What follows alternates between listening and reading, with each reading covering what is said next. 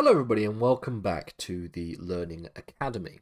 Now a few years ago, when I was really only just starting out making lessons on A-level history, I did a sort of guide to the various different exam questions for the AQA syllabus. This being obviously the extract questions, the source questions, and then the essay questions. And I thought what I would do is an update of this kind of video, because those are very, very old videos. They're not particularly well explained, in my opinion, at least compared to the kind of explanations that we're going to do in this lesson. And so that's what I want to do here. This is going to represent something of a complete guide to the writing of the extract questions for A-level history for the AQA syllabus. And what we're going to do is an extract questions video, we'll do a source questions video, and then we'll do an essays questions video, and then we will round it off and finish it off by doing a basic how-to study guide, how to revise and how to get an A star, or an A or an A star for those of you who are looking to doing your exams in May and June. So what we're going to do is analyse the purpose of the extract question, because I feel like this is sometimes lost on a lot of the students. They're thinking, why am I doing this? What's the point in these extract questions? I feel like if you know the purpose of the extract questions, what people, or at least the syllabus, the examiners are looking for and what they are trying to get out of you, then you will get to be able to understand the purpose of the question a little bit better. We'll also talk about how to answer extract questions as well, and then getting the top marks and getting some top tips at the end of this video as well. So it's going to be quite a long video. We're going to analyze it, and we're going to use one example, unfortunately, because this is going to be quite long in and of itself. If you really want me to do this kind of video, but using other syllabuses, using other topics, then let me know, because this is going to be an extract question that is taken from the Tudors topic, which is one of the most popular. But if you want me to do an extract question from Tsarist and Communist Russia, the British Empire, Stuart Britain, Crisis of the Monarchy, etc., then do let me know, because I understand that for some people you aren't doing this topic. But I still believe that even if you are not doing this topic, you will get quite a lot of value out of it anyway, okay? Because the only thing that is different between this topic and the topic that you're doing is that the facts are different and that the subject is different. Maybe you are talking about the Russian Revolution in your topic and not talking about Henry VIII, okay? But the fundamental underlying principles are exactly the same. So let's begin then. What are the extract questions? Well, these are the questions which are the required questions for your Paper 1 exams. So when you do AQA A-level history, you will do 2 exams, and then there'll be a piece of coursework which is not relevant to this conversation at the moment. You'll have 2 exams, okay? You have Paper 1, which is often at the end of May, and then Paper 2, which is often a week later in June. Paper 1 is your breadth paper. It is examining a quite large period of history, and it is examining a large period of history, and you're going to use extract questions in Paper 1, whereas Paper 2 requires you to analyse source questions, which is taking a primary source and then examining the validity of that primary source and how useful that primary source is to a historian studying that topic. We'll get to that in a different video. So you will notice that if you have a look at your whichever 2 topics that you are doing, the Paper 1 topics will have 1 and then the letter which is associated with it. So if you're doing the Crusades, it's 1A. If you're doing Spain in the Age of Discovery, it's 1B. If you're doing the Tudors, it's 1C, etc., etc. If you're doing the Paper 2, it will be 1A, which is, I believe, the Angevin Empire, or 1B, or 1C, etc., Sorry, 2B, 2A, 2B, and 2C. Now, you'll notice that the Paper 1 time period is quite long. It's over 100 years, whereas the Paper 2 time period is often a bit smaller. It's about 40 or 50 years. For reference, when I was doing the A-level AQA syllabus back when it first started in 2016, I was the first year to do this topic. It's been nearly 10 years since this topic has this new syllabus has entered in. I did the Tudors, which is a period of roughly 100 years, 1485 to 1603, and I did Democracy and Nazism, which is Weimar Weimar and Nazi Germany, which is about 30 or 40 years, 1918 to 1945, or even less than that, in fact. And so that's why you have a difference. You have a breadth paper, you have a depth paper. The first paper is trying to examine a long period of history, looking at the change and continuity over time, looking at broad themes that takes place over quite long stretches of history, whereas paper 2 is looking at real detail in specific periods of history, looking at quite major tumultuous periods of history. Often the paper 2 topics cover things like the French Revolution, the Russian Revolution, or even the rise and fall of the Third Reich, for example. Now, what the extract questions are requiring you to do is for you to examine 3 extracts, or 2 extracts if you are only doing the AS topic, but for the most part, if you're doing A level, it'll be 3 extracts. And you are picking out arguments that are made in each of them. So the extracts themselves are taken from works of historical text. So history books, maybe papers, academic papers that are written by historians. And really the point of the extract question is, as the specification states, to test students' ability to analyze and evaluate the view of historians. Now, this is your AO3 assessment, okay? This is area of assessment number 3, which tells you that for a student, they have to be able to analyze and evaluate, in relation to the historical context, different ways in which aspects of the past have been interpreted. Okay, so you're not talking necessarily about the primary sources and taking things that have been written at the time. You're in fact taking what people have written about the history. You're taking historians and their views and their opinions and their arguments, and you're seeing, well, how good are these arguments? How convincing are these arguments? Well, I'm going to analyze these arguments by using my knowledge of historical context. That's fundamentally the purpose of an extract question. According to the specification, what is required is that there will be 3 extracts provided, each of them containing historical interpretations linked to a broad issue or development. Okay, that broad issue or development will be essentially the subject of the question. The question that you are going to be asked is asking, using your understanding of historical context, how convincing the arguments are in relation to this broad issue or development. So it may be in relation to the motivations of Vladimir Lenin, for example, or the extent to which Henry VII consolidated his authority, or the causes of the English Revolution or the English Civil War, etc., etc., etc.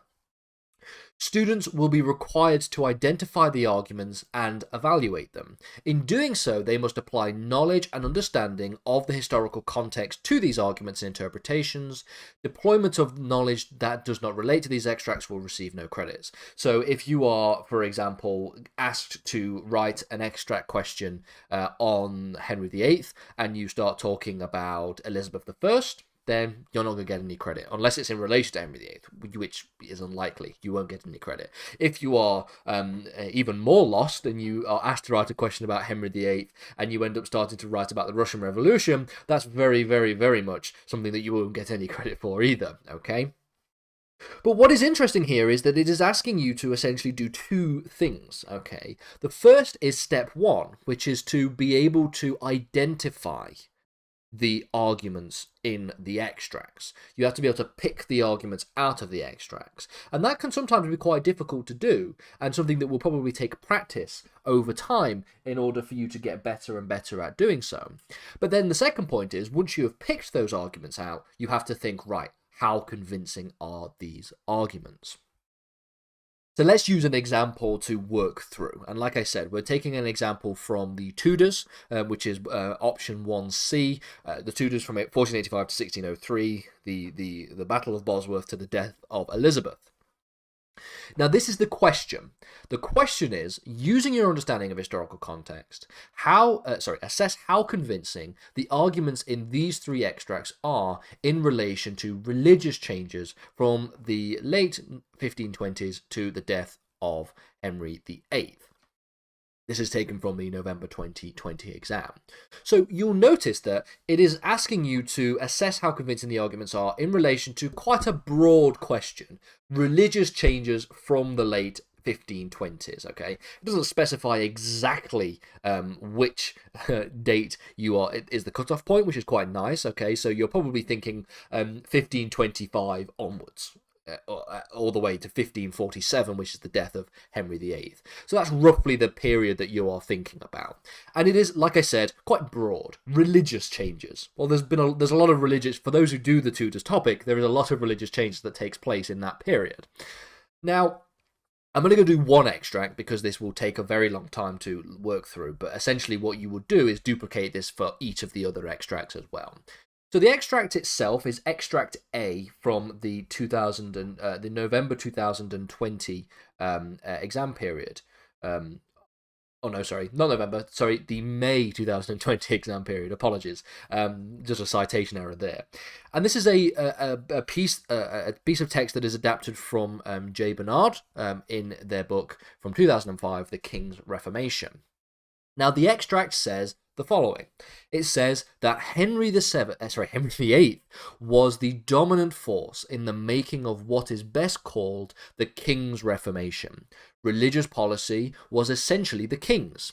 Henry saw himself as God's lieutenant, whose divinely ordained mission was to purify the church. In the campaign for the divorce, in the break with Rome, in the making of the articles of religion, in the dissolution of the monasteries, and sometimes in the destruction of opponents, Henry's role was full and decisive. Henry overcame substantial opposition from Thomas More and from John Fisher, from the bishops, and from the Pilgrimage of Grace. What the king sought, he largely achieved. Time and again, Henry was cautious in pursuing his aims, not least over the break with Rome itself. He not only found highly able servants to carry out his wishes, Cromwell, Cranmer, Norfolk, but also managed to get them to take the blame for what was done. Okay? So, the first thing you have to do when you get a question like this, you are in an exam, you open up the exam question. You have to find the arguments. Now, when we get to the top tips section in a little later, I'll note that one of the things you have to do is to read the extracts. You'll be amazed how many people don't read the extracts and just sort of skim it or whatever. Read it. Take it in, try and work out what's being said. They're often not very complicated. If you have to, read it twice, read it 3 times. You may be thinking that, well, I'm not writing, I'm wasting time, but you will thank yourself in the long run by reading it and reading it again, making sure that you truly understand what is being said. So, what I've done here is I've highlighted in different highlights all of the different arguments that I've picked out. Okay. Now, what I should note is that when you go to the mark scheme, it will say when it looks at the content that could be picked out for this particular question, it says, quote, "Note, this content is not prescriptive, and students are not obliged to refer to the material contained in this mark scheme. Any legitimate answer will be assessed on its merits according to the generic levels scheme." So note, the point of noting here is that the mark scheme will contain arguments that students may have referred to, but it doesn't contain every single argument necessarily, okay? It is a non-exhaustive list of things that you could say. There may be other things that you could say, other arguments that you could pick out that are not in the mark scheme, that are still valid and are still correct, okay? So just be aware of that. It's not like A-level maths where there is a single answer and there's like 1 or 2 potential ways of getting to that answer. It's quite open-ended, it's quite subjective. So, this is the source question the exact same extract, not the source question, the same extract that I've taken from the previous slide, but I've highlighted different points here, okay? Some of which are good arguments, some of which are bad arguments, or some of which are potentially valid arguments or not valid arguments. The point is to just get used to and get good at being able to pick out which arguments are in here, okay? It doesn't even necessarily mean that you're going to talk about every single one of these arguments, because like we've said here, like I say here, look, there's very little that even isn't an argument. I've picked out 1, 2, 3, 4, 5, 6. I've picked out 6 different arguments. And you're not going to have time to write and discuss and analyze 6 different arguments for 3 different extracts. You just don't have time to do that. So you don't have to use all of these arguments, but just make sure you have an idea of which you are picking out. So that's step 1, okay? I've picked out a few arguments. We've got the first argument here being that Henry VIII was the dominant force in the making of what is best called the King's Reformation. Henry saw himself as God's lieutenant, divinely ordained mission to purify the church. In the campaign, if anything, to be frank, this big dark red highlighted point here could even be 2 arguments. You've got the first one being the first sentence, that Henry saw himself as God's lieutenant, and then the second argument could have been in the campaign for the divorce, break from Rome, blah blah blah blah blah. Henry's role was full and decisive. You could have even split that into 2 itself. Okay. He overcame substantial opposition. Okay, this is another argument, and the author references different examples of that. So Thomas More, John Fisher, Bishop's Pilgrimage of Grace. What the king sought, he largely achieved. Again, that's another argument that you can make and that you can analyze. Time and again, Henry was cautious in pursuing his aims, not least over the break from Rome itself. Again, another argument, whether or not he was cautious, and whether or not he was especially cautious in relation to the break from Rome. And then finally, you've got the last one, having able servants, and then they cite Cromwell, Cranmer, and Norfolk. So those are the arguments, okay? And whether or not you picked out all of these arguments, if you were following along with this video, is irrelevant, okay? As long as you can pick out at least 3 potential arguments, and then you are pretty good. And often you might find that when you read these extracts, you might think, well, I have no idea where to even begin with this question. I don't understand anything. But then if you just read it again, you think, well, hang on, there's an argument that I could use, and there's an argument I can use, and you just get better and better as you develop over time. So what the mark scheme does is identify 4 major arguments that this extract identifies, some of which I've also identified myself. So they say that Bernard argues that religious change took place as the result of Henry's actions. It was the King's Reformation, which is the point that is the first line, essentially. The second is that Bernard argues that Henry regarded himself as God's lieutenant, doing God's work. That's the second argument that I've highlighted there in dark red. Bernard argues that it was Henry who overcame opposition to religious change. Again, this is the green highlight there. Henry overcame substantial opposition, blah, blah, blah, blah, and gave it lots of examples. And then finally, Bernard argues that Henry not only got people to do his work, but he also got them to take the blame for what was done. That is the final in red, okay? So what the mark scheme doesn't take and doesn't pick out is the blue argument, what the king sought, he largely achieved, and also the purple argument, the time and again Henry was cautious. Again, that's not necessarily suggesting that if you had picked those arguments out that you would have been wrong, okay, and that you wouldn't have got any marks for that, but just that the mark scheme picked out ones that weren't there, okay, that weren't those arguments at least. Now, so that's part 1. You've picked out your arguments, okay? Now what do you have to do? Well, what you have to do is you have to write about those arguments, okay? You have to use your understanding of historical context, so use what's in your brain, all of your knowledge of the history, okay? And then you have to assess how convincing these arguments are. And the way in which you're assessing how convincing these arguments are is in relation to religious changes, okay? So, again, broad conversation, religious changes from around the 1520s to the death of Henry VIII. The point is to assess whether or not the arguments presented by the historians are convincing. And one way I used to always understand this is, imagine yourself, you are a historian yourself, and you've been given this work by Bernard, and you are asked to review this work by Bernard, okay? Well, what you would do is you would look at the things that Bernard claims, you would look at the arguments, and you'd go, well, hang on a minute, is that right? Is that correct? I know about the history, because I'm also a historian. So I'm gonna analyze it. Okay, this argument says this, but is that necessarily correct? Does the history actually support the argument? That's the essential point. That's essentially what you are doing. You are being asked to see if those are the arguments that are being presented are factual, if they are good, they're convincing arguments, okay? Now, the word assessing is very important when we think about this, because when you assess an argument, you're not necessarily just saying, oh, the argument is good or it's bad, or the argument is convincing or unconvincing. That's not the point, okay? You can be a little bit more nuanced about it. And I feel like a lot of students often get themselves trapped into a situation where they feel like they have to regard the argument as convincing or unconvincing, and therefore they get really, really stuck because they don't know how to argue against the claim that was made by the historian. So you should be able to assess the arguments, not just to provide an account of why it is or isn't convincing. And what you can do there, and what that means is that you open the door to saying all kinds of different things, okay? So you should be able to provide evidence which maybe supports its validity, but why it is not completely convincing. So what do I mean by this? And I'll give some examples of how you can do this, how you can assess an argument, and then I'll also give examples of how the mark scheme assesses the arguments that are cited in this extract, in this particular question itself.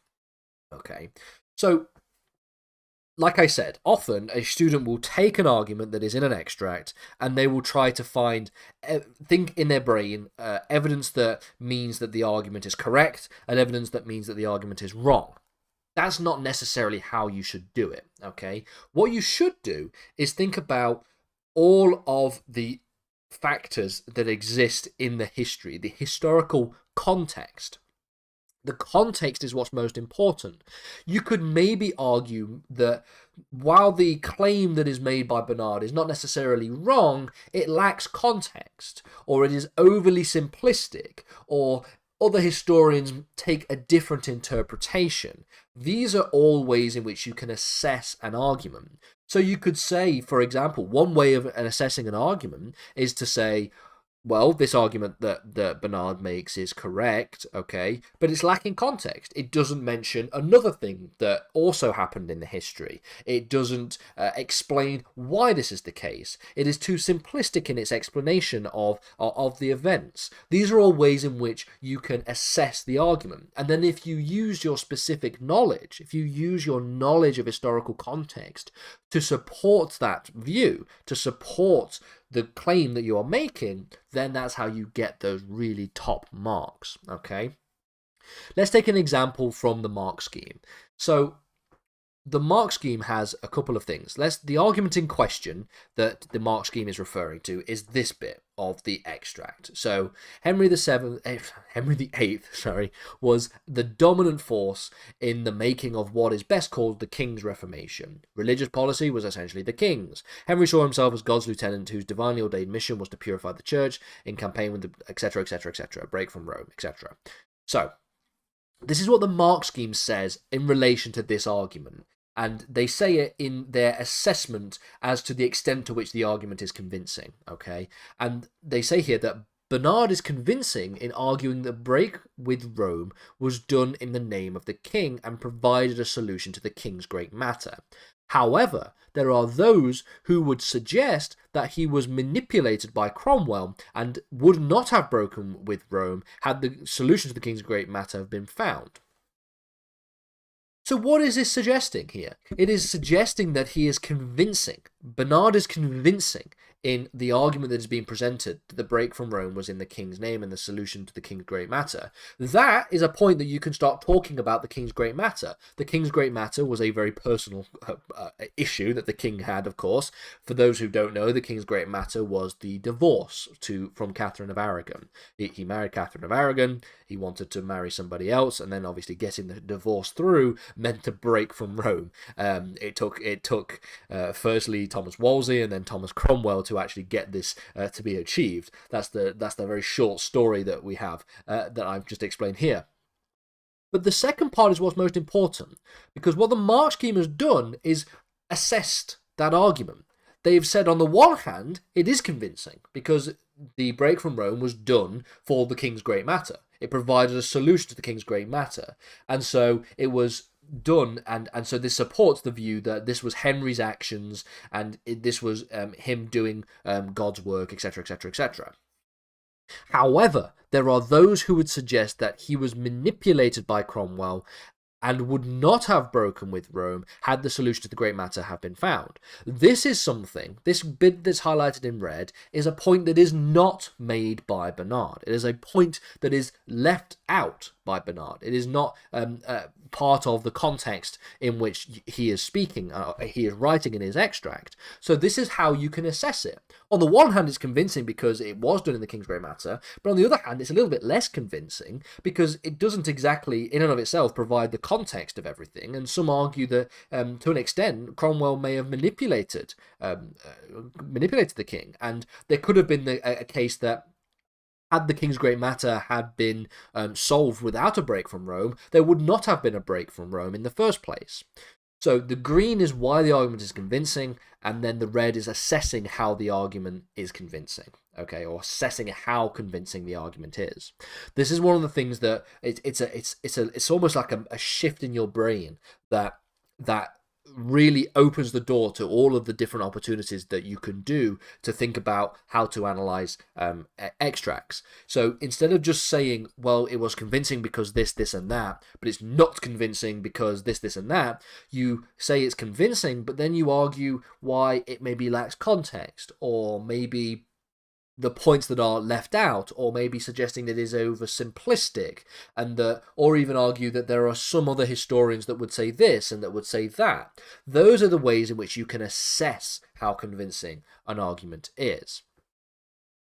This is what the mark scheme, the generic mark scheme, says for these questions. This is the level 5 response. I assume we all want to get level 5 responses, 25 to 30 marks. That's the sort of A star range. And it says that you show a very good understanding of the interpretations put forward in all three extracts, and combines this with strong awareness of the historical context to analyze and evaluate interpretations given in the extract.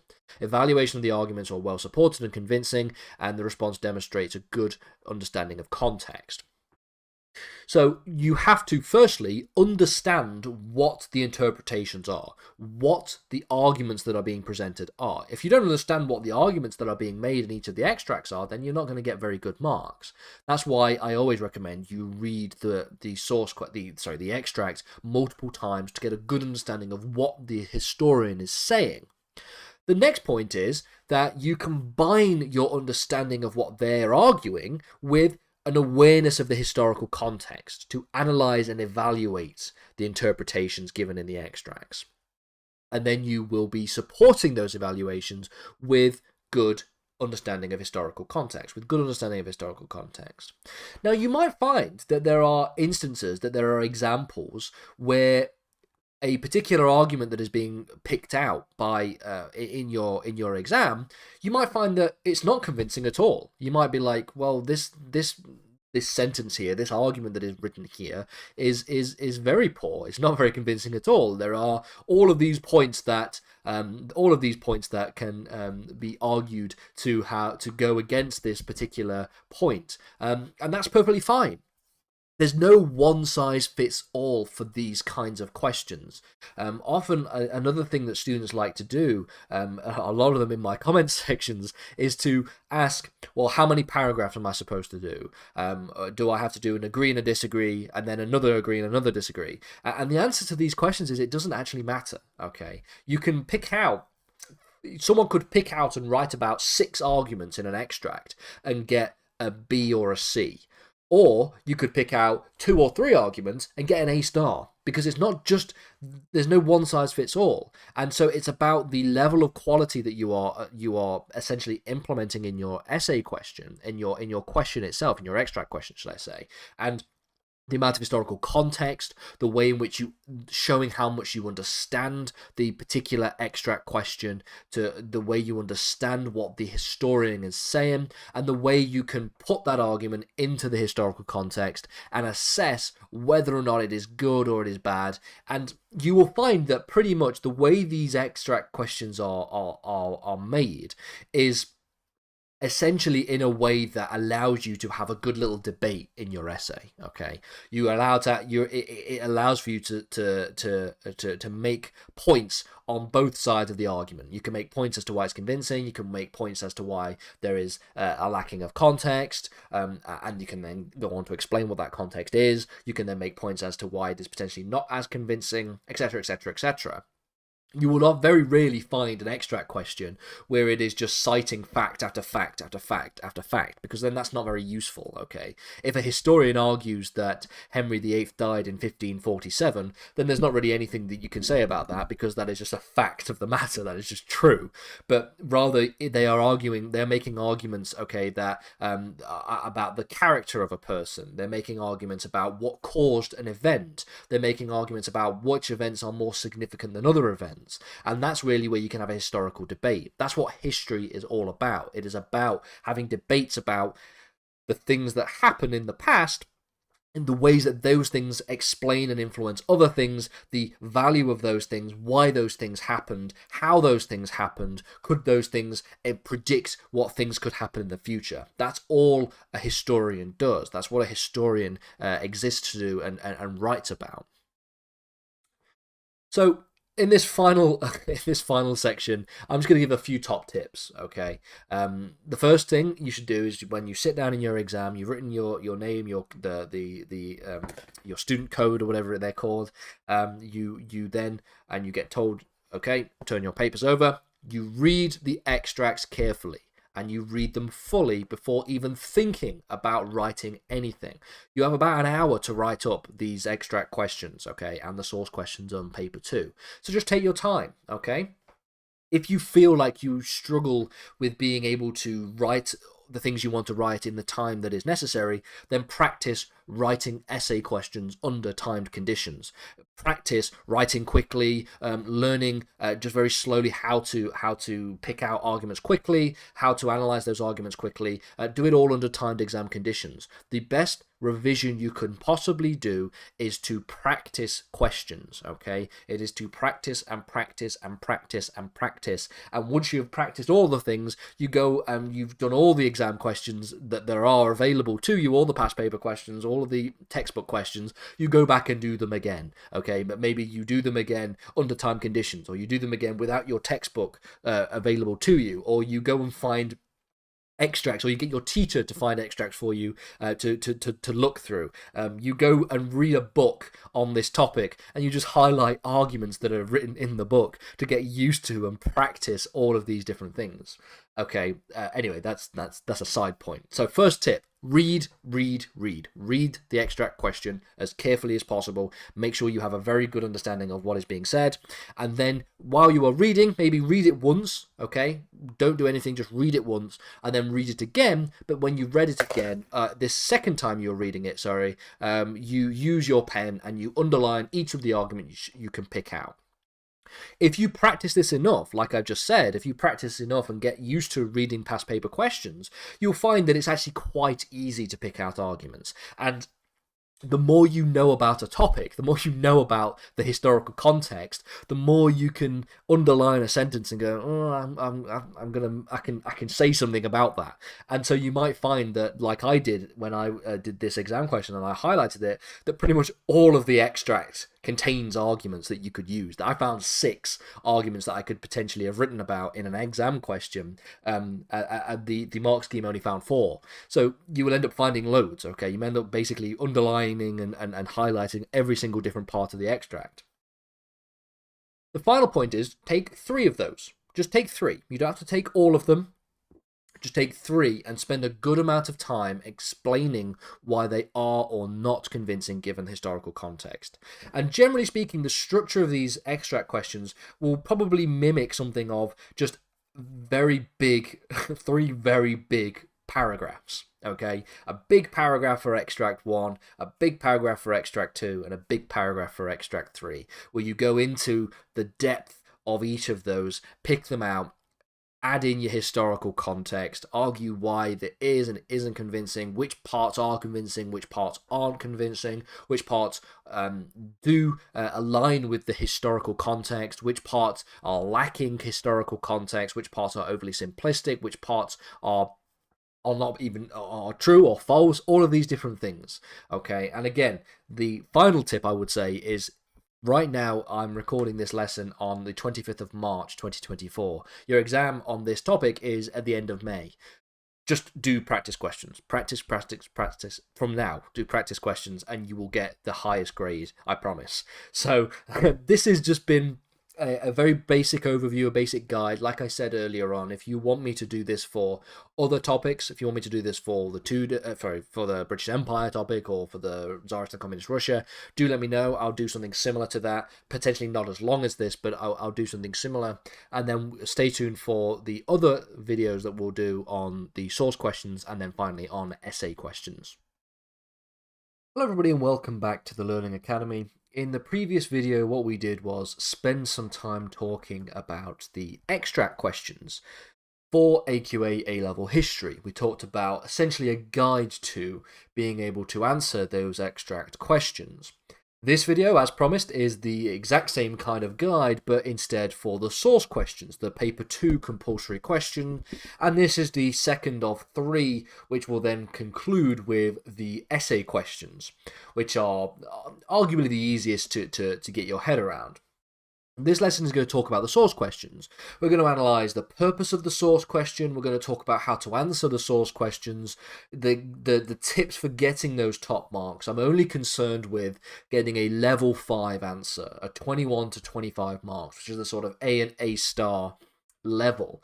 As well as top tips for how to really get those best marks when we are talking about the exam in, well, this exam will be at the start of June, in fact. So I believe it'll be at the start of June. I'll have to look at the timetable, but it is towards the end of May, start of June, the paper 2 exam.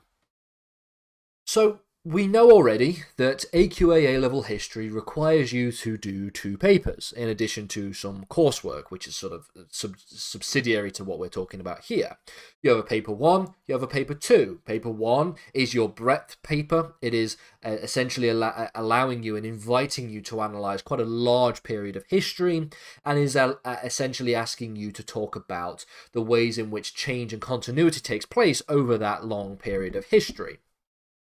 The paper 2, the depth paper, is far more concerned with a particular period of history, a very small period of history compared to paper 1. It is often 20 to 30 years in terms of historical development. It often concerns periods of history which are quite tumultuous, are often concerning things like wars or revolutions and things like that, and really require you to have a good understanding and analysis of the detail of what takes place at various different stages throughout this history. Within paper 2, contained in this depth paper, is a source question. This is compulsory, and unlike extracts, source questions invite students to examine primary material to determine their validity, truthworthiness, their value, etc., etc. So it will be a primary source or a source written in the contemporary period, contemporary to the period, that you have to evaluate. You have to evaluate the material with reference to historical context. Now, whenever you see the phrase historical context or reference to historical context, what that simply means is the reference to your knowledge, reference to the history that you know, the actual things that takes place, the things that you have revised over the many months that you have been revising for your A-levels. This is one of the most important skills for a historian to have, a source question, the ability to understand sources. Historians at all levels, regardless of whether you're doing a GCSE, whether you're doing a degree or PhD, or whether you're writing a history book, should be able to read a piece of source material that was either written at the time or said at the time, and see what it says and analyze its value to the historian. How valuable is it to me as a historian? The purpose of a historian is to uncover what happened, to uncover the truth, to uncover what happened in the past, why it happened in the past, to what extent did this thing influence this other thing that happened in the past, who is to blame for what happened in the past, what are the sort of motivations, the understandings, the knowledge that the people at the time had about things in the past, all of which require you to understand and essentially put your mind into the mind of the people who are writing these sources at the time. If it's a speech by Vladimir Lenin, as cited in this image above, you have to put yourself into the mind of Vladimir Lenin and think what Vladimir Lenin was thinking, what he was saying, what he meant, to what extent did this thing, this source, this speech, let's say, that he had written, what value does that have to an historian who is studying this particular period of history? If I'm studying this period of history and I'm given this source, I'm given this speech by Vladimir Lenin, how much value can I get out of it? Is it worthless? Is it just propaganda? Or is it something that is actually really valuable? It tells us and gives us a lot of insight into whatever historical events that we are invited to analyze. This is why these exam questions invite students to essentially analyze their value for historians studying a particular piece of history. So, fundamentally, you can sort of think of the source questions as having two parts, as there being sort of two things that you should really be able to pick apart in each of these sources. The first is the content and argument, okay? We'll get to this in a second, but this is just the first thing that you have to think about. The second is the provenance and tone. Sometimes these are even divided up between three, so sometimes you might have provenance being one and tone and emphasis being another. Some mark schemes do that, other mark schemes just combine this into provenance and tone. Fundamentally, what we're talking about, therefore, is firstly the content and the argument. Okay, this refers to the things that are actually said in the source. What does the source say about what is going on at the time? Is this valuable to a historian? Can a historian essentially get a better understanding of the events, the causes of an event, the reasons for something happening by using this source? If I'm trying to determine, and I'm a historian that's trying to ascertain, let's say, the causes of the Russian Revolution, the October Revolution of 1917, and I'm given a source, a speech by Vladimir Lenin, can I, as a historian, look at the content of that source, look at what is being said, look at what is being argued in that source, and come to some good conclusions about how valuable it is? If I then take these arguments that are being made by Vladimir Lenin, and I compare it to the historical context, I compare it to what I actually know happened using all the specific knowledge that I have, how valuable is it? Does he just talk rubbish? Does he actually just spout propaganda? Does he actually say things that are valuable and give us insight into the history itself? All of which are very important things to actually ascertain as a historian. This part essentially involves a heavy examination of the content of the source in relation to the historical context. And in fact, the content and the argument part of the source question is actually quite similar to the way in which you answer extract questions in paper 1. Because if you remember back to when we did our guide to paper 1, to the extract questions, what you do there is you have an extract, which is often a paragraph or something taken from a historical book or a journal article, and you are basically invited to highlight what arguments the historian is making and analyze whether or not those arguments actually hold up to scrutiny, whether or not they actually are good for the historical context. Are they convincing? It's kind of similar in the sense that what you're doing here is you're taking arguments and you're trying to essentially match them against what you know to exist in the history, but except rather than doing this for a historian, you are doing this for a piece of contemporary source material. So, like I said here, a speech by Vladimir Lenin. The second part then is the provenance, tone, and emphasis of the source. So this is not just the content of the source that is valuable or not valuable to a historian. Not only do we have to think about the content of what is actually being said in the source, but you also have to refer to all of the things that surround the source. This is what I define these things as the surrounding elements of the source, the provenance, tone, and emphasis. Provenance refers to the sort of nature of the source, okay? Who wrote the source? What kind of source is it? What does this say about the intentions of the source? What do these elements say about the value of the source? Does the fact that it was written by one person mean that it has more value to an historian than if it was written by somebody else? If it was a speech that was delivered to 1,000 people, is this more or less valuable to a historian than if it was a confidential document that it was only delivered to a single person, or if it was a letter, or if it was a news broadcast or something? Does the type of source and who wrote the source say something about the intentions of the source? If it was a speech, is it a source to persuade, to inform a broader audience? If it was a confidential letter, does it give an opinion that is a private opinion rather than something that is positive and popular and public? All of these things are questions that you can ask about every single source that you are given. Tone and emphasis refers to the kind of language which is being employed in the source, because not all history and not all historical sources are written in the same way. Some can be very, very bland and very, very dry and very, very descriptive. And this will often be in reference to the nature of the source. So, like I said, a confidential report that is given to a government minister or something, that's going to be far drier and far more descriptive than a speech which is written and delivered to 1,000 people. That's going to be more flamboyant and that's going to be more provocative, okay? So let's use these examples then. So if the source in question, okay, is a speech that is made during an election campaign, let's say we're studying American history or the making of modern Britain or something like that, and we're doing a speech that is made by Thatcher or a speech that is made by Kennedy about a particular thing. What does the fact that it is a speech made by a politician in an election campaign, what does that say about the value of that source? Well, firstly, it is addressed at a wider audience than rather than being something confidential. What does that say about its value? Is it more or less valuable because it's directed towards a wider audience? Its aim is probably more so to persuade an audience to vote for a particular candidate.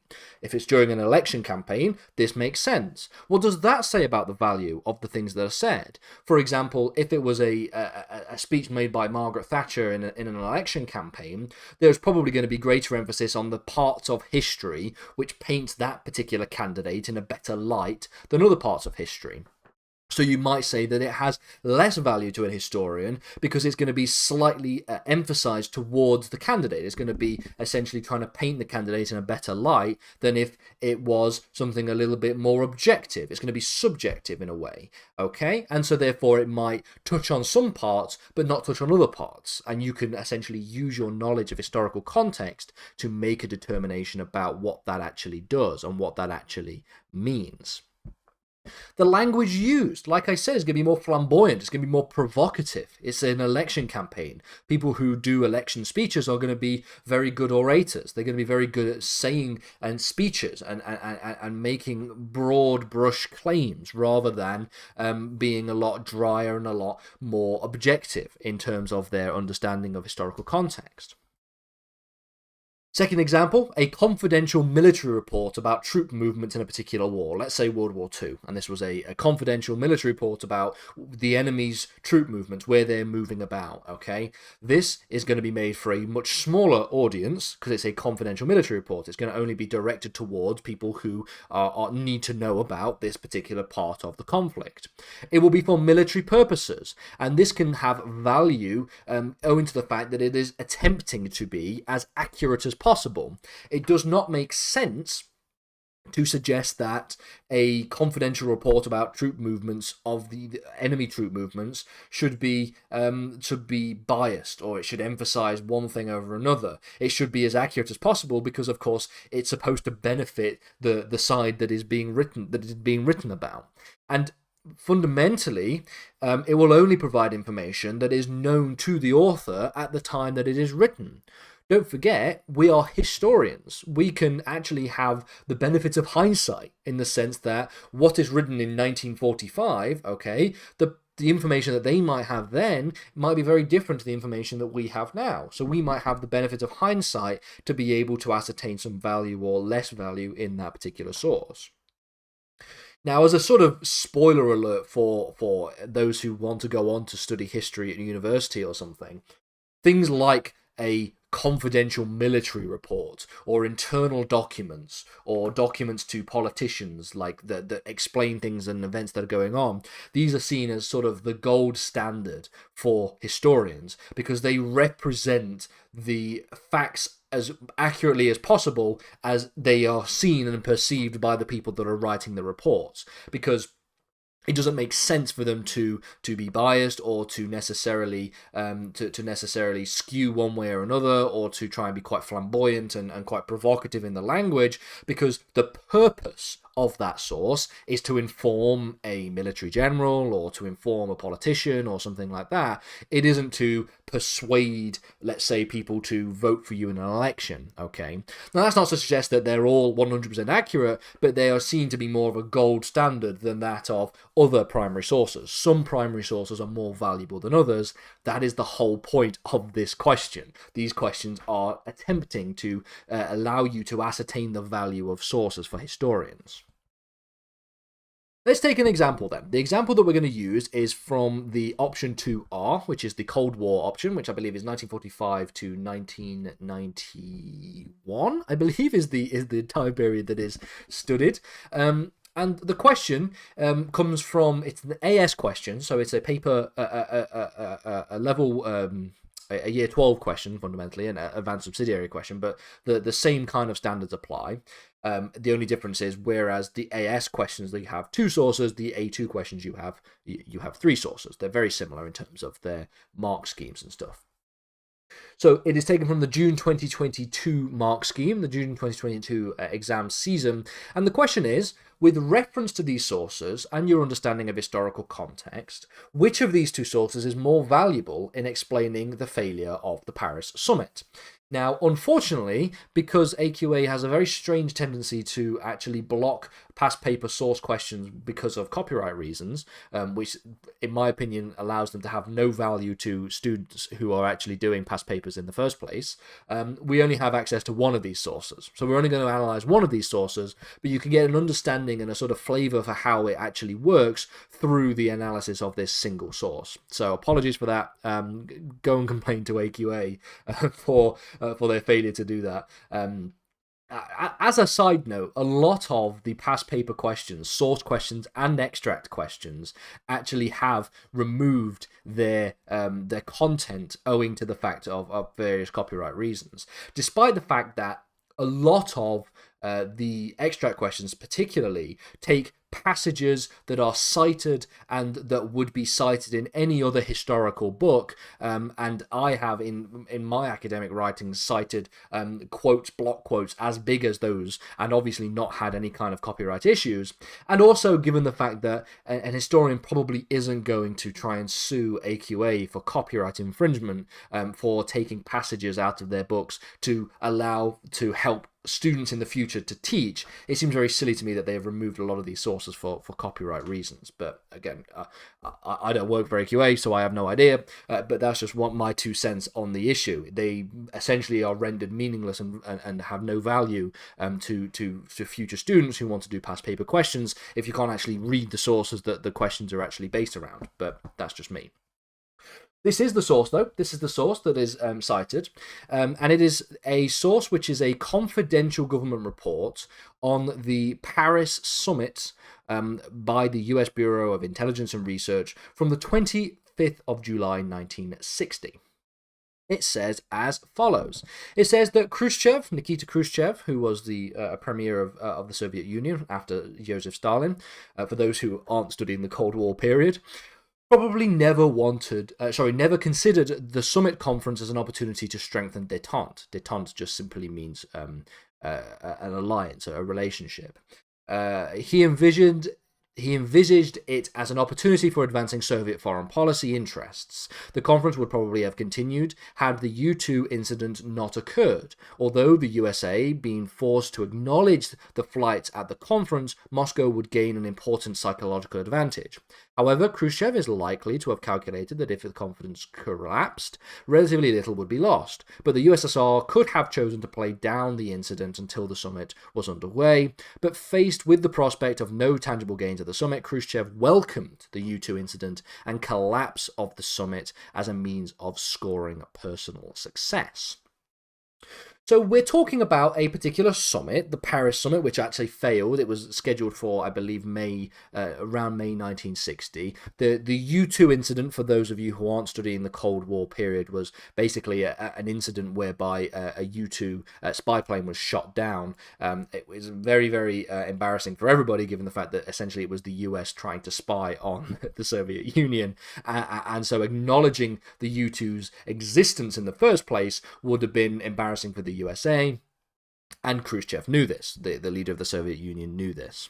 Now, the mark scheme says this. It says that students must deploy knowledge of the historical context to show an understanding of the relationship between the sources and the issues raised in the question when assessing the significance of the provenance, the arguments deployed in the sources, and the tone and emphasis of the sources. Descriptive answers which fail to do this shall be awarded no more than a level 2 at best. Answers should address both the value and limitations of the sources for the particular question or the purpose given. Now, the generic mark scheme for level 5 says, and I quote, "Answers will display a very good understanding of the value of the sources in relation to the issues identified in the question. They will evaluate the sources thoroughly in order to provide a well-substantiated conclusion. The response demonstrates good understanding of historical context." So quite a generic mark scheme, but obviously that's the purpose, okay? Now, before we start looking at how to unpack this source and all these different things, I want to just make a little note on comparison. So students in the previous video that I did many, many years ago, looking at this, how to answer source questions, were very, very convinced that for some reason you do not compare sources. They were very, very clear on this. Now, what seems to be the case is that the mark scheme says and makes mention of the following. They say, quote, "In responding to the question, students may choose to address each of the source in turn or to adopt a more comparative approach in order to arrive at a judgment. Either approach is equally valid." So what I meant by comparison in the previous video that I made many years ago is to essentially take a look at each of these sources and come to a conclusion as to which of them is more valuable than the others. This requires an element of comparative approach. Now, the way in which you structure your essays will depend. It can be either taking a big chunk of writing and talking about source 1, then source 2, then source 3, or it can be talking about each of these sources comparatively, talking at one or the other, talking about the values of one versus the values of other. Either approach is equally valid. Okay, you are not going to lose marks or fail your answers if you compare sources. Okay, if you actually come to some kind of conclusion as to which source is more valuable by comparing them. Anyone that fails an answer will fail on other grounds. They will fail on other points rather than just comparison. You can't write a level 5 answer and then it go down to a level 1 answer just because you make comparisons between the sources. Ultimately, you are asked and you are invited to find out, to determine which of the sources is more valuable. You're having to come to a conclusion about the value of the sources with reference to other sources. This requires a certain element of comparison. Anyway, let's get on to the points. So let's begin with the surrounding element of the source question, the provenance, the tone, and the emphasis of the sources. So let's think about this with reference to specifically the source in question. What kind of source is it? What kind of thing is it? What is actually the source in question? It's an internal, confidential report prepared by the US Bureau of Intelligence and Research. Why is this either valuable or not valuable for a historian studying the collapse of the Paris summit, the failure of the Paris summit? Well, firstly, it shows the US point of view on the Paris summit, okay? It is not necessarily aiming to persuade a broader audience. It is looking to be a bit more descriptive. It's an internal document. It's a confidential document. This implies that its descriptive nature is at least attempting to be more objective. In terms of its tone, it is very critical of the Soviet Union, as you can tell. This can have value on or not value, and it probably has something of a mixture of value on the one hand, but limitations on the other. So, for reasons why it's valuable is it can provide a useful insight into US-Soviet relations at the time, which would then also be useful to a historian who is studying the Paris Summit, a very important part of US-Soviet history. In explaining the failure of the Paris Summit, you might also have to explain essentially or have an insight into what US-Soviet relations were like at the time. The tone, being very critical of the Soviet Union, shows that there is clearly an element of tension between the USA and the Soviet Union, at least in the eyes of the USA, which can obviously be insightful into our understanding of US-Soviet relations at the time, which can therefore be useful and insightful in understanding the Paris Peace Summit. Other points, it is a source which attempts to ascertain the intentions of the Soviet Union from the US perspective. So what it is doing here, look, it is, if we go all the way back, it is talking about what Khrushchev likely would have calculated. He says that, however, Khrushchev is likely to have calculated that the conference would have collapsed. There would have been no. Khrushchev welcomed the U-2 incidents and the collapse of the summit as a means of scoring personal success. They're essentially trying to ascertain the intentions of the Soviet Union from a US perspective, okay? This might indicate less value, owing to the fact that it is probably not the USA that is in the best place to conclude Soviet intentions. If I wanted to understand the Soviets' intentions about something, I would probably go to look at Soviet sources, because that will probably give me a better insight into Soviet intentions, okay? But, however, at the same time, if you want to think about this in relation to the historical context, you might come to the conclusion that even though it is trying to ascertain Soviet intentions from a US perspective, it is actually correct in doing so. It has actually come to the correct conclusion. So it may suggest that there is a certain amount of value there, given the fact that it knows of, or at least it has useful insight into the intentions of the Soviet Union. You can then link this as another point that I would make is that owing to the tone of the source, very critical of the Soviet Union, and if you also have knowledge of the historical context, knowing that in the 1960s, the early 1960s, there was quite a lot of tension in the Cold War, quite highly intense period of time, you could note that in conjunction with the historical context and in conjunction with the fact that it is very critical of the Soviet Union, it may lack an element of charitability, so it may not be particularly charitable in what the other side is saying. Essentially, what the Soviet Union believed, what the Soviet Union's intentions were, which of course would suggest that it is of less value. Because if you're not going to be charitable to one side, then you are not really seeking to aim to get some kind of historical truth on a particular matter. So those are the kinds of things that you could think about in relation to the provenance, the tone, the emphasis. This is a non-exhaustive list, as I should mention that there are other things that you could mention, you could talk about. You could also talk about the content and argument. So let's think about the content and argument. A number of arguments are made in this source. Khrushchev, for example, used the U-2 incidents to gain an advantage over the USA at the Paris Summit. Is this valuable? I.e., can we support this argument with our knowledge of historical context, with our knowledge of the history? Can I support this argument with the knowledge of the history? Well, on the one hand, you could say yes, because he wanted the agreement to be beneficial to him in relation to the issue of Berlin. At the time, in 1958, there was an ultimatum on the question of Berlin, the future of occupied Germany, and the impact that this would have on Soviet security interests. Gaining an advantage would indicate that the summit was therefore doomed to fail, given the fact that it was not, in the eyes of Khrushchev, a summit for the purposes of coming to some kind of peace arrangement or to try and strengthen détente. It was a summit that was intended to essentially allow him to gain an advantage over the US and use the U2 incident to gain said advantage, to use the embarrassment of the US spying on the Soviet Union to gain an advantage, to have a psychological advantage over them. Another argument that you could make is the fact that the U2 incident was the reason for the failure of the summit. Okay, this is interesting. Okay, if I'm a historian, I'm trying to look and think about how we can explain the failure of the Paris Peace Summit, and I've been given this argument. Well, it was the U2 incident that was the reason for the failure. Well, as a historian, I will think in my brain with all the knowledge that I have, that I've studied over the years and I've read through the textbook, is this valuable? Is this supported with your knowledge of historical context? Well, let's think about it. Firstly, it simply blames the USSR for the failure of the peace summit, and therefore it fails to take into account other reasons which were imperative for the failure of the peace summit.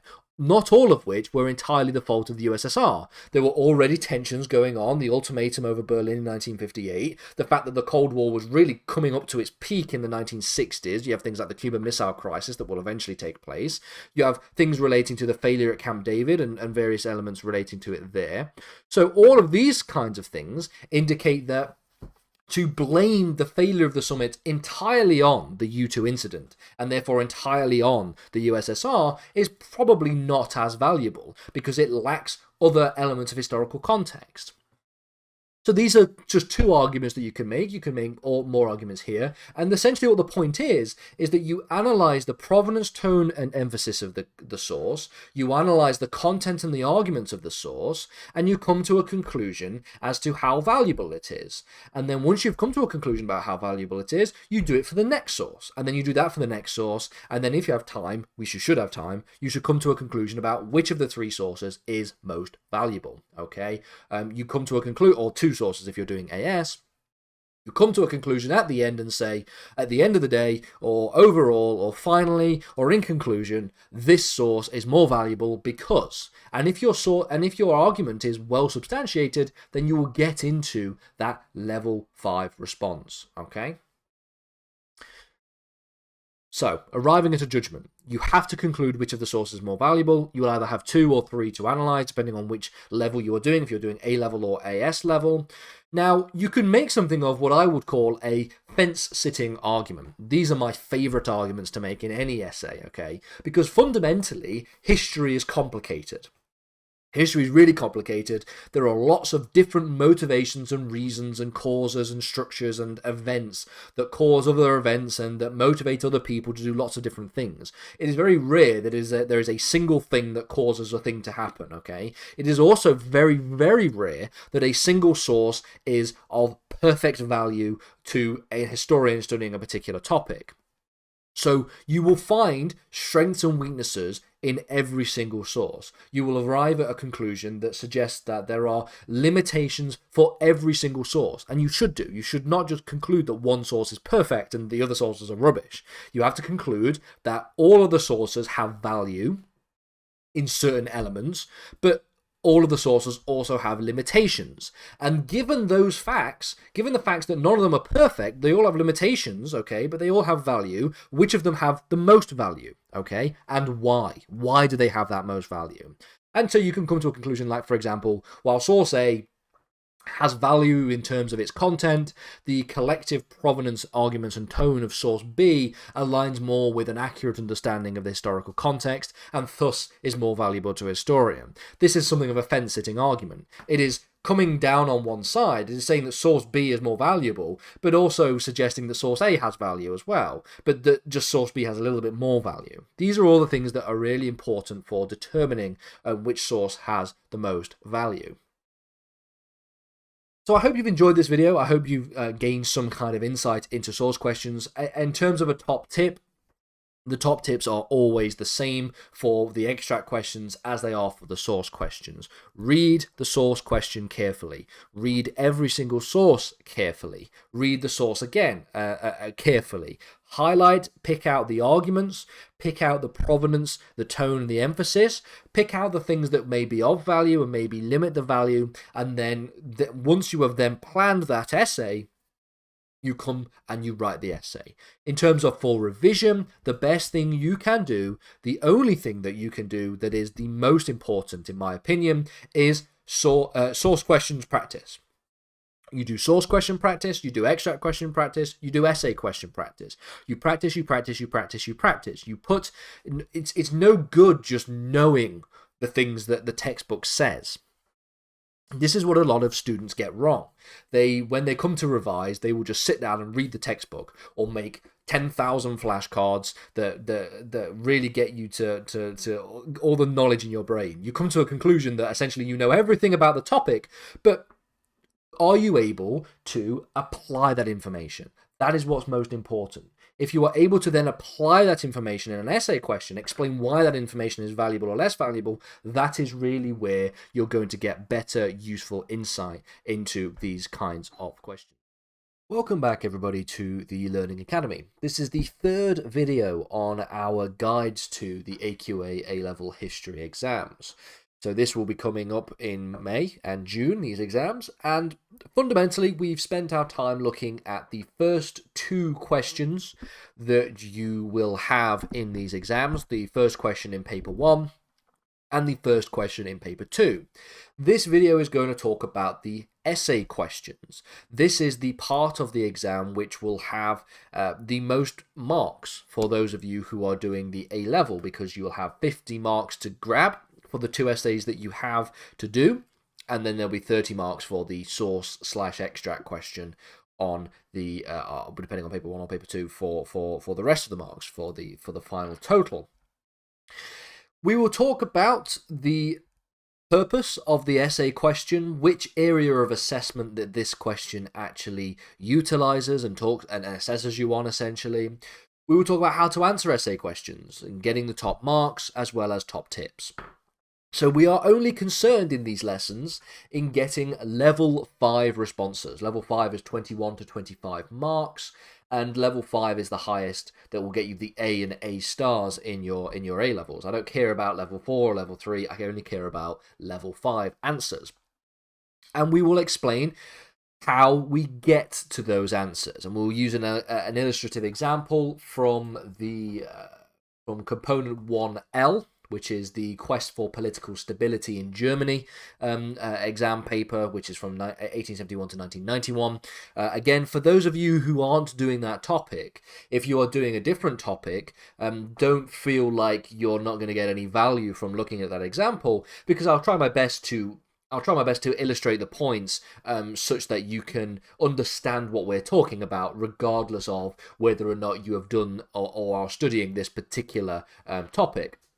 And if you want me to do exam question guidance for various other topics, we are working on those already. I'm going to go through a number of different essay questions leading up to the exams for all of the different topics that we have taught on this channel.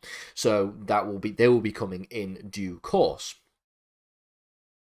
The essay question itself is part of both paper 1 and paper 2.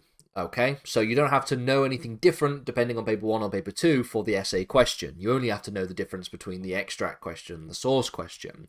You apply the same rules for answering in both paper 1 essay questions versus paper 2 essay questions. The same rules apply, the same principles apply, the same type of essay questions apply. In fact, the way in which you structure these essay questions might be very similar to the way in which you structure essay questions in other A-levels. I found that when I was doing my A-levels back nearly 10 years ago at this point, when this actual new specification had just come out, we were the first year for this new specification, so 2016, 2015, I found myself basically structuring all of my essays the exact same way, in the exact same way as for when I did my A-level in history, to when I did my A-level in politics, to when I did my A-level in philosophy and ethics.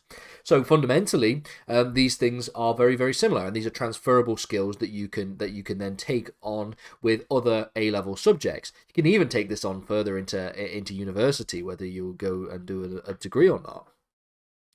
If you are doing the A2 exam, the full A-level, you will be required to answer 2 essay questions per exam, so 4 in total. If you are doing the AS, you will only have to answer 1. So, again, the same rules apply, but that's just an indication of how much you have to answer in each of these questions. The essay question tests your AO1 understandings, which is the, quote, ability to demonstrate, organize, communicate knowledge and understanding, to analyze and evaluate key features related to the period studied, making substantiated judgments, and exploring concepts as relevant of cause, consequence, change, continuity, similarity, difference, and significance. Okay?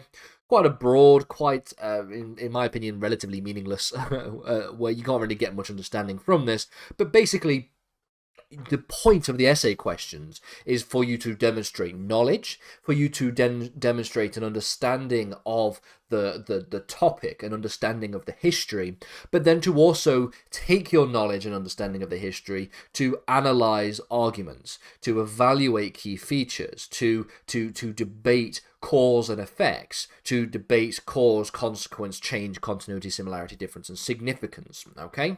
That's what this is essentially asking us to do. Now, the essay questions have very similar structures, okay? In fact, the way in which you answer the essay questions is very, very similar to every other, depending on which essay question it is, it's very, very similar. You basically apply the same rules, okay? So what we have here, for example, is an example from 2A, which is the Royal Authority and Angevin Empire mark scheme, and it says here the following. It says, quote, by 1166, Henry II had solved the problems posed by the barons in 1154, and then you are asked to assess the validity of this view. Similarly, if you are studying 2K, which is International Relations and Global Conflict from 1890 to 1941, you might get this kind of question, which is, how important were national movements in the weakening of the Ottoman Empire in the years circa 1900 to 1911? Whenever you see the letter C before a date, that just means circa 1900s. It just means around, generally around the time period of 1900, so it's not being too specific as to the date. Or if you're doing paper 1, of course, you might be doing the Making America, Making of a Superpower module, which is 1K from 1865 to 1975, where they might get a question like this. In the years 1865 to 1890, the American West remained lawless and deeply divided. Assess the validity of this view. Again, all of which are very, very similar. Notice that 2 of these are quotes with the following preface, the final part of the question saying, asking you to assess the validity of the view. The middle question is, how important were national movements in weakening the empire? Now, you might think that the way in which you answer those 2 questions, these questions, are you should answer them differently. The actual solution to this is actually no, you don't. When you might have some essay questions that will have a quotation that says, and it will make a claim, it will make a statement. Some essay questions might be, to what extent does blah, blah, blah, blah, blah. Some essay questions is, how important were national movements, or how influential was blah, blah, blah, blah, blah. All of which are very much the same. There is also a very similar element that we can draw from the AS to the A-level. So some of you may have done the AS level exams and then gone on to do the A-level exams. Some of you may have only done the A-level exams, and so you might think that there is no relevance to the AS level questions. But the only difference between the AS and the A-level is that with the AS level, you will always get a quotation, and the quotation will be followed by, quote, explain why you agree or disagree. Okay? At A level, you will be given a quote followed by assess the validity of this view, or alternatively, you might get a to what extent or how important were kind of questions, okay? Fundamentally, the way in which you answer the question at AS versus A level is exactly the same, okay? It is almost exactly the same. The level 5 generic mark scheme is almost exactly the same. The way in which the specific mark schemes are structured are almost exactly the same. This is valuable, in fact, because what this means is, if you are studying your A level, the full A level, and you may have ran out of practice questions to do, just do the AS practice questions and just replace explain why you agree or disagree with assess the validity of this view, and there you go. You've got yourself a new essay question. The only thing that's limited there is, of course, that will only be for questions that are covered in the first half of the A level. But if you find yourself struggling to get access to more of these essay questions, which is perfectly reasonable, just go to the AS questions, okay? It means that you can essentially just swap those out when you're doing your exam preparations. Okay, so, as I've mentioned, the way in which you answer the essay questions are exactly the same depending on the type of essay question you're doing. So if it is a quote followed by assess the validity of this view, you answer it the same as to what extent does XYZ, or how far, or how important, or however, okay? The only minor differences you might find is that in the language, okay? So if it's a to what extent question, you might be using in your answer, in your response, language such as to a lesser extent or to a broader extent. But you're still fundamentally doing the same thing. You are still fundamentally arguing whether or not a statement, a point of view is valid or invalid. Let's use this as an example here. So this is taken from the AS exam from June 2022, and it says the following, quote, "There was significant change in German society in the years 1871 to 1890. Explain why you agree or disagree with this view." Again, if you are somebody who is doing the full A level, literally just swap out, explain why you agree or disagree with this view, and replace it with assess the validity of this view, because it's fundamentally asking you to do the same thing. You are fundamentally being asked to explain why you agree or disagree with the view, okay? Why you are arguing why the view is or isn't valid, okay? That's fundamentally what you're doing. The generic mark scheme for the A level says the following. I'm only looking at level 5. I don't care about level 4, 3, 2, or 1 because these are not where we're going. We are all on this channel going to try and get level 5 answers in our exams in May and June. And so it says, quote, "Level 5 answers will display a good understanding of the full demands of the question. They will be well organized and effectively delivered. The supporting information will be well selected, specific, and precise. It will show a very good understanding of the key features, issues, and concepts. The answer will be fully analytical with a balanced argument as well as a substantiated judgment." Not particularly helpful for those of you who are students who want to know exactly how to answer the questions, but fundamentally, a level 5 answer gets very little wrong, okay? It gets very little wrong. It selects the right evidence, it uses that evidence correctly to support an argument or to argue against a particular viewpoint. It is balanced and well substantiated. It discusses both sides of the debate, okay? And it comes to a well substantiated judgment. That is essentially what it does. Points of note. There's a couple of points of note that I need to make very clear right now. The essay question that we're looking at is making a claim. The essay question is saying there was significant change in German society between 1871 and 1890. That is the claim that it is making. In order to get the highest marks, you have to provide a proper debate. You have to try and argue and think about the arguments that supports this view and the arguments that do not support this view, that challenges the view. An examination of all the evidence to come to a balanced conclusion. Okay? Now, when I say balanced conclusion or substantiated conclusion, which is what the mark scheme says, this does not mean it has to be perfectly balanced. You don't necessarily have to sit on the fence, if you will. Sit in between and go, well, maybe it was or maybe it wasn't. Maybe there was significant change, maybe there wasn't significant change, okay? That's not what balance means, okay? You can come to a conclusion. You can either agree or disagree with the claim. I could write a perfectly good level 5 essay that says and that comes to the conclusion that basically, yes, there was significant change in Germany between 1871 and 1890, and I could still get a level 5, because fundamentally, what we mean by balanced is that you have just examined and discussed the counter-arguments. You have examined and discussed both sides of the debate, and you have examined and analysed why one side is right versus the other side. So you could come to a full agreement or a full disagreement. You could partially agree and partially disagree. You could even take issue with specific parts of the question. When you have questions like this, where it signifies scale, okay, it says here, look, there was a significant change in German society. You might come to the conclusion in your essay that while there were changes in German society, the extent to which they were significant is questionable. That is a really good answer, because what that does is that allows for you to discuss the changes, okay, but then to argue that, well, even though these were changes in German society between 1871 and 1890, they weren't really significant, and there were other things that stayed the same, and that the extent to which they were significant changes is debatable.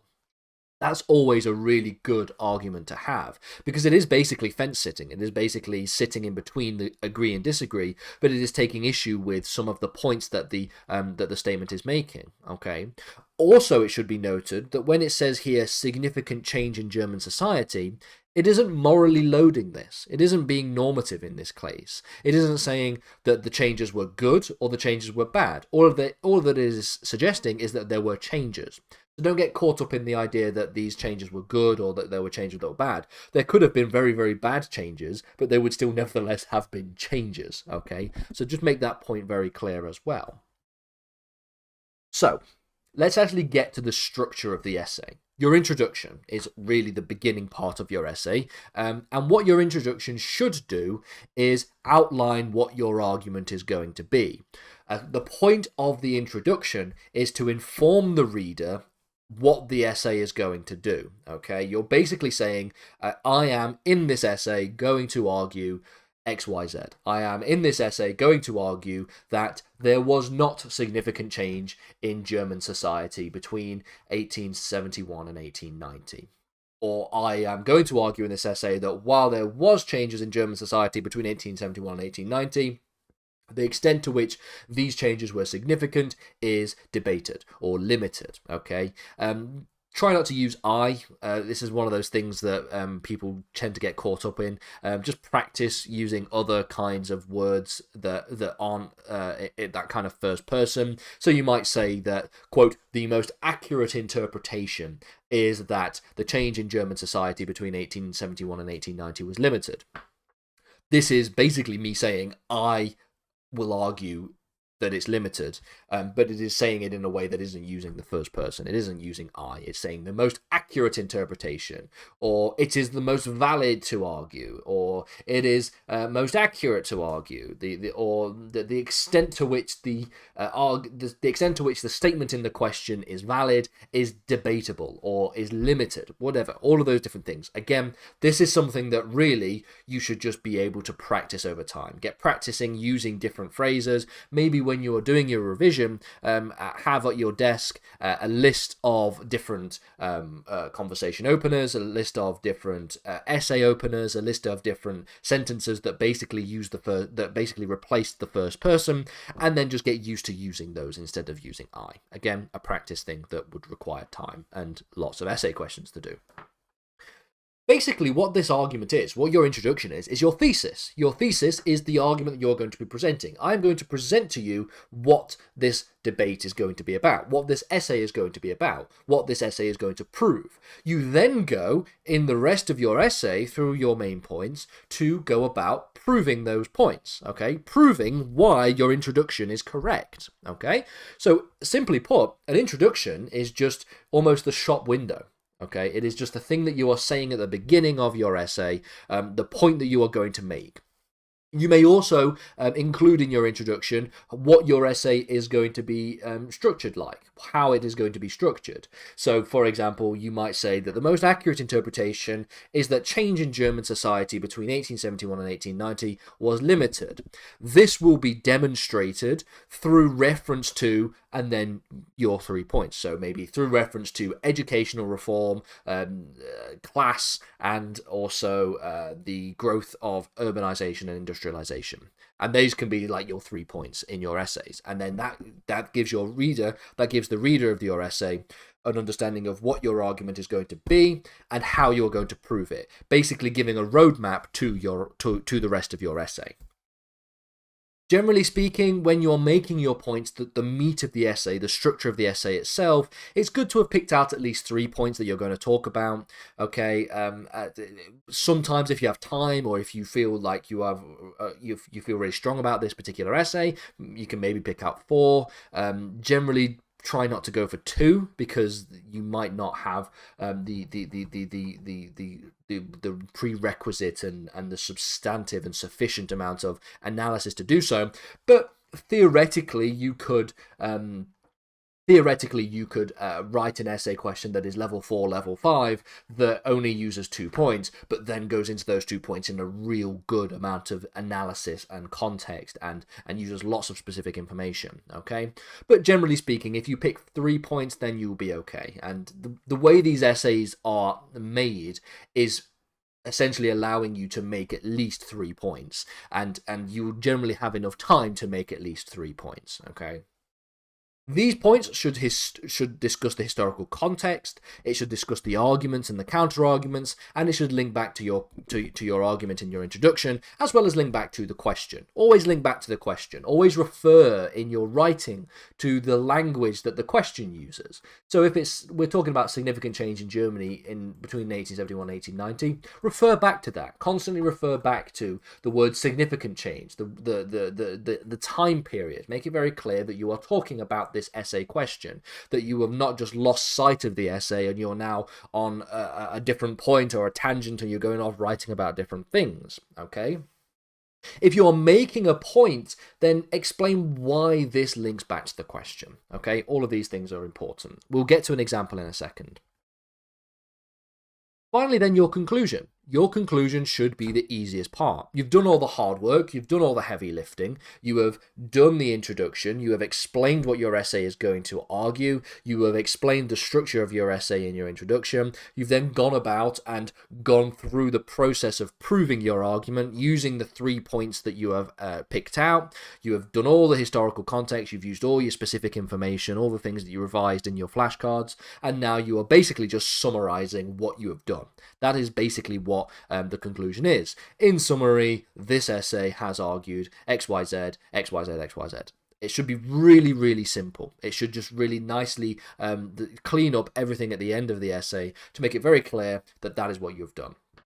That's an essay. An essay is an introduction, explain what you're going to do, the main bulk of the essay, the main points, which is actually doing what you said you were going to do in your introduction, and then conclusion is basically saying, okay, these are what I've done. These are the things that I've done.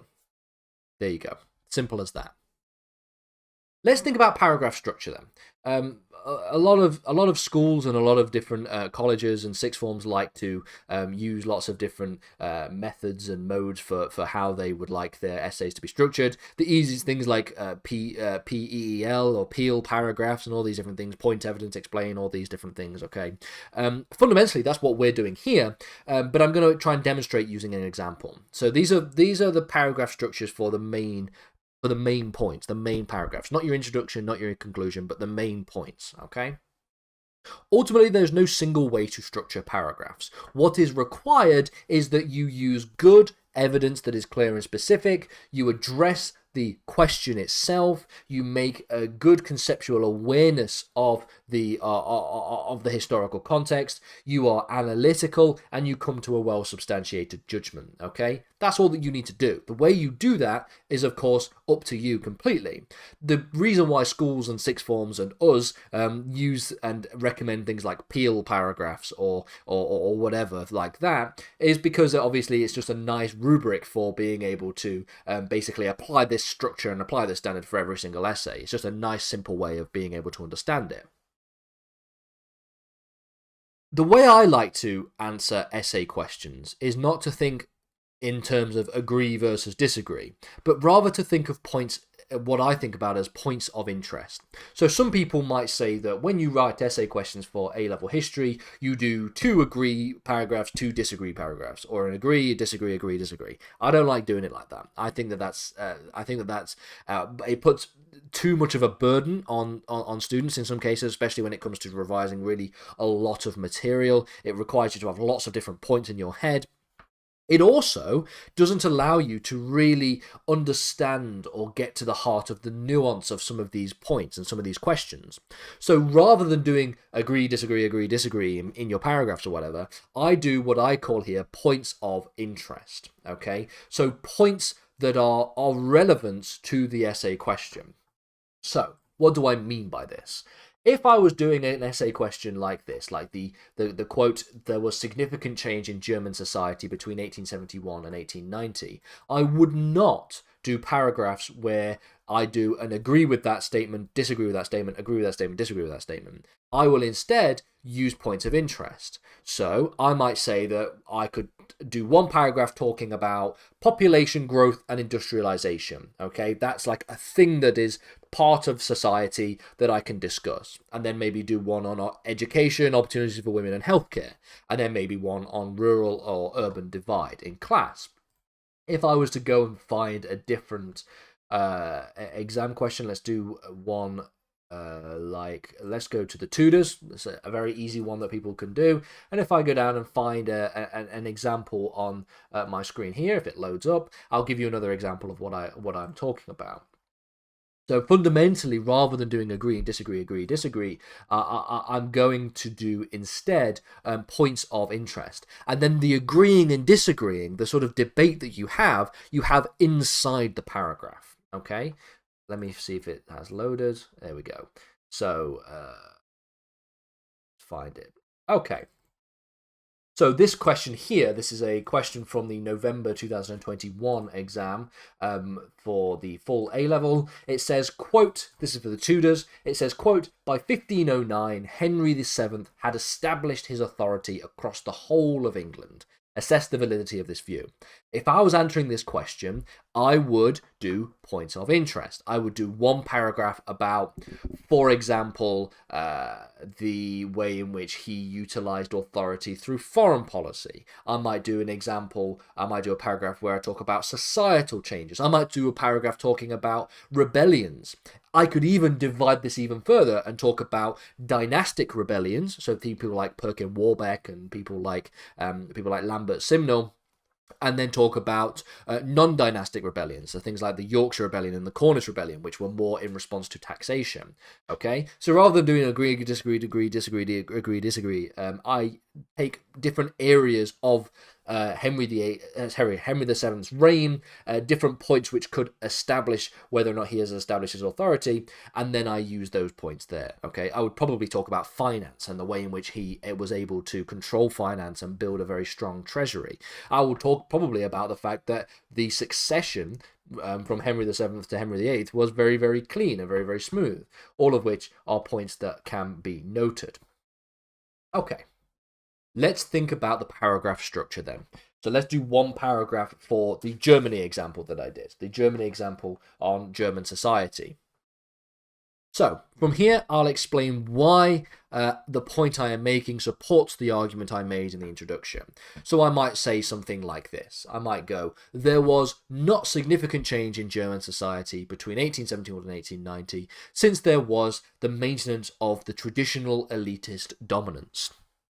That is the point that I'm making. I'm talking about elitism, I'm talking about the aristocracy, I'm talking about class divide, and I'm talking about the dominance of the elite, and how this shows that there was not a change in society, okay? This is the point I'm making, and that's the paragraph that I'm going to begin with. So let's start here. We have a point, okay? And it should be one sentence. The point should just be the first line of the paragraph. I then have to use examples to explain this point, to illustrate this point. So this could be point evidence, okay? So this is the second part of the sort of Peel paragraph structure. And this is evidence. I'm using evidence to illustrate this point, okay?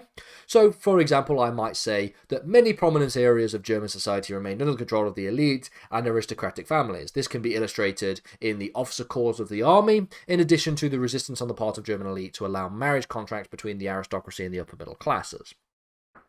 This is some of the evidence that I've used to illustrate my point, okay?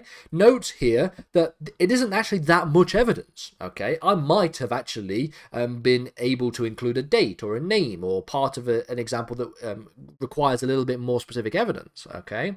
But the point here is, I'm not going to, when I write my essay, spend all this time recounting the history, okay? We're not doing narrative history. We're not just explaining everything that happened. The point is to pick out very key pieces of information to illustrate the point, okay? A lot of students who do the A-level in history will often, and actually the A-level in lots of other subjects as well, politics is very similar, they will often think that to write a good essay means to basically regurgitate the textbook. It basically means to just write everything that you understand, everything that you know about German society between 1871 and 1890. That's not the point. It's actually better to have less specific knowledge, but then to take that specific knowledge and to analyze that specific knowledge, explain why the specific knowledge supports your argument, and then talk about how there is other specific knowledge that can challenge your argument, and go into why this really links back to the question. Some students inevitably will get a question like this in the exam in May or June, and they will simply use this paragraph to recount the history, and they will just explain all kinds of stuff about the history, and it'll be impressive. It'll be impressive how much knowledge they have retained in their brains, but it won't add to their overall mark. They won't get a good mark for it, okay? It is better to have less knowledge than to have just lots of knowledge and no analysis, okay? Remember that your analysis and your ability to explain why the evidence supports your point is more important than the evidence itself in a way, okay?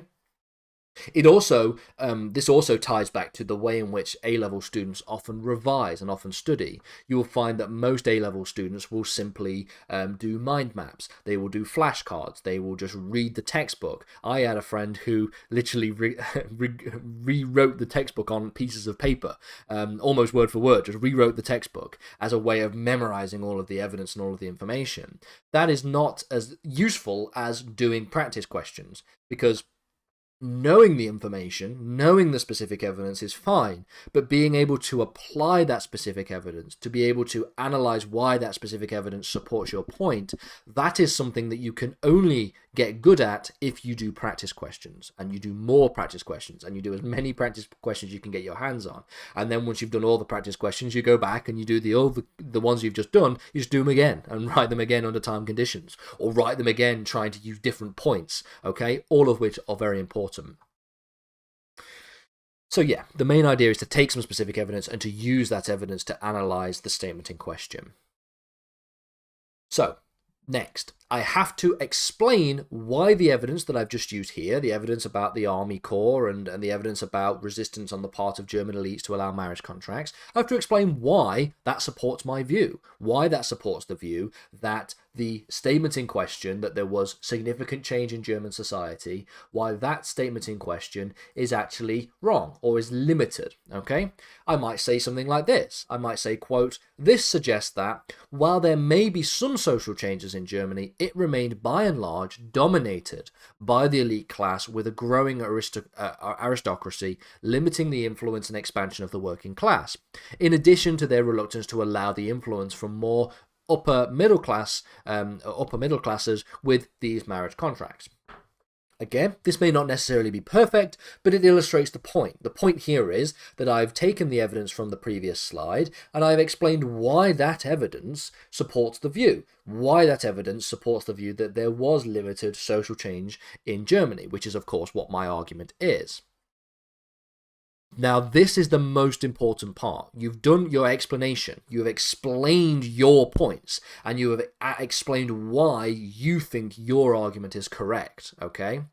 Now, you have to analyze. You have to then think of evidence which may challenge that argument, okay? You have to think about what the other side of the debate would say.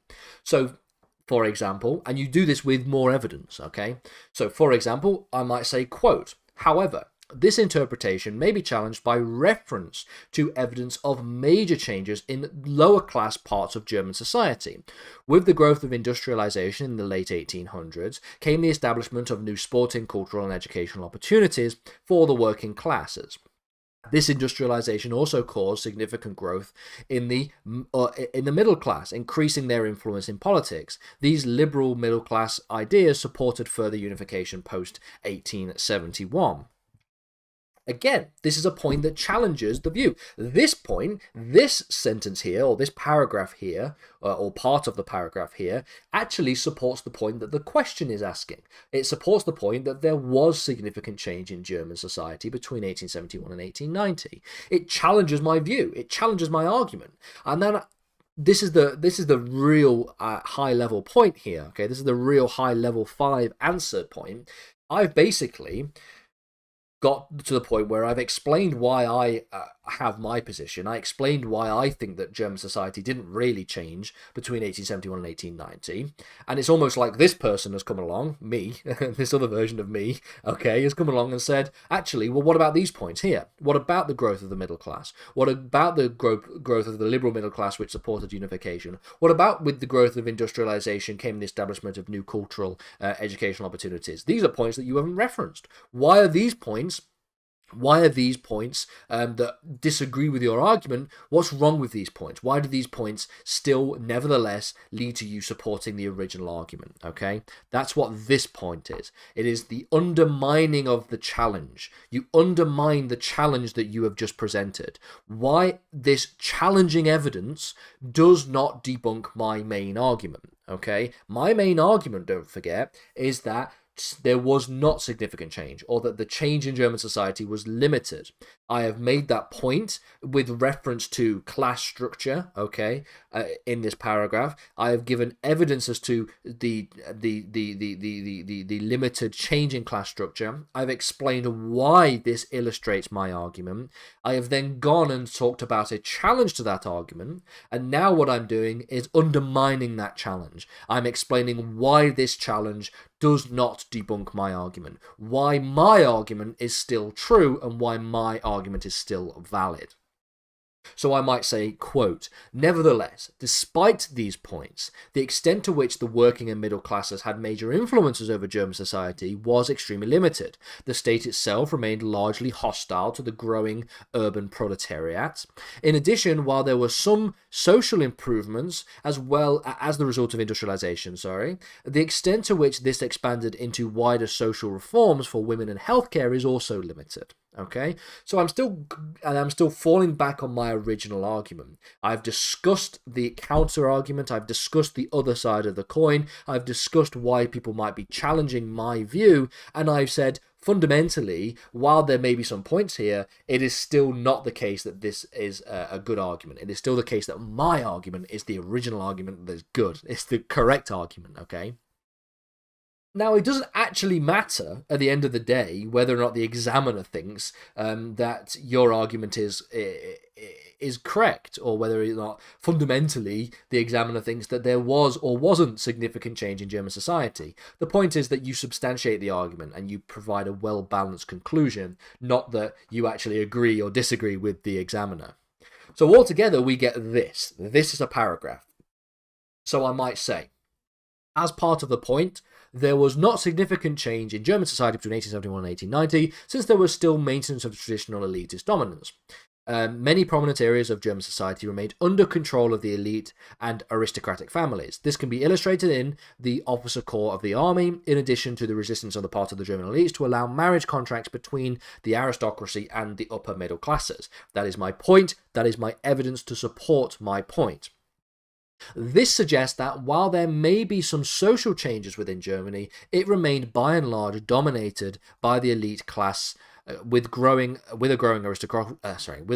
aristocracy limiting the influence and expansion of the working class, in addition to their reluctance to allow more influence from the upper middle classes with marriage contracts. That point there, that sentence there, is me explaining why my evidence supports my point. Okay? Now, however, this interpretation may be challenged by reference to evidence of major changes in lower class parts of German society. With the growth of industrialization in the late 1800s came the establishment of new sporting, cultural, educational opportunities for working classes. This industrialization also caused significant growth in the middle class, increasing their influence in politics. These liberal middle class ideas supported further unification post-1871. That point there is evidence to challenge my original argument. That evidence challenges my argument. It maybe suggests that actually there were significant changes in Germany.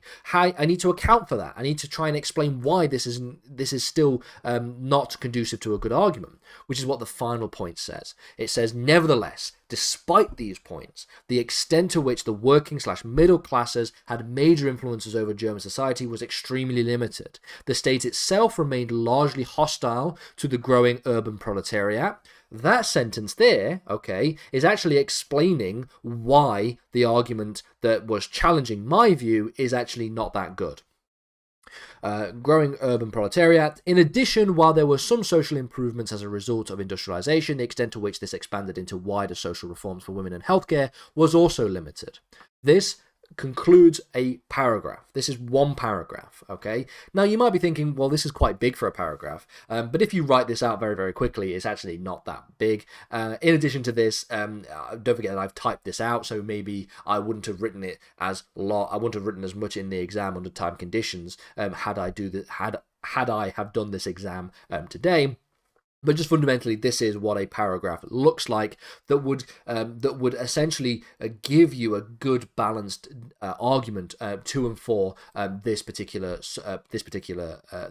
question. It gives me a point. I provide evidence to support that point. I explain why that evidence supports my point. I then talk about what other evidence could counter that point, what other evidence could challenge that point, and then I conclude fundamentally in this paragraph, I conclude by saying that while this evidence does support some view that there could be changes, it is still nevertheless the case that there was very limited social change, and I explain why that is the case. I talk about why the state was remaining hostile to a growing urban proletariat, and as a result of this as well, the extent to which there was wider social reforms and expansion into wider social reforms for women in healthcare was also limited. That is what I've done all together in one point. So, just wrapping up this very long video, wrapping up this very long point, I'm just going to give a couple of points of note for you to take away from this. This is not necessarily perfect in terms of an essay question. This paragraph here, it's not necessarily perfect. It doesn't necessarily mean I'm going to get 25 out of 25 if I wrote this and did two other paragraphs with an introduction to conclusion. Nor is this the only way you can answer the exam question. This is just a way you could think about structuring your essays if you're struggling with how to structure and how to write your essays. Ultimately, if you want to get a better understanding of how you write best and how you get the best marks, the best way to do this is not to memorize the textbook. The best way to do it is to do practice questions. Practice questions, practice questions, practice questions, practice questions. When you've run out of practice questions, go to the AS level practice questions and do those practice questions. When you run out of those, go back and do the same practice questions again, but try doing it with different points. Try and work out if you could write different points. Do practice questions under time conditions. Do practice questions with the textbook open next to you. Do it with the textbook closed, so you have to do it through your head. Just practice, practice, practice. Okay? That is the fundamental final conclusion for this essay. Question guidance. I'm going to do one more video on AQA A-level history, basically doing a sort of top tips on how to get an A or an A star, which will basically summarize all of the points that I've made in these last 3 videos. And so in conjunction with this video, the other 2 videos, and this final video, you should get a really good understanding of how you get the best grades and how you can go into these exams in May and June with being the most prepared you could possibly be. So stay tuned for that in a couple of weeks' time.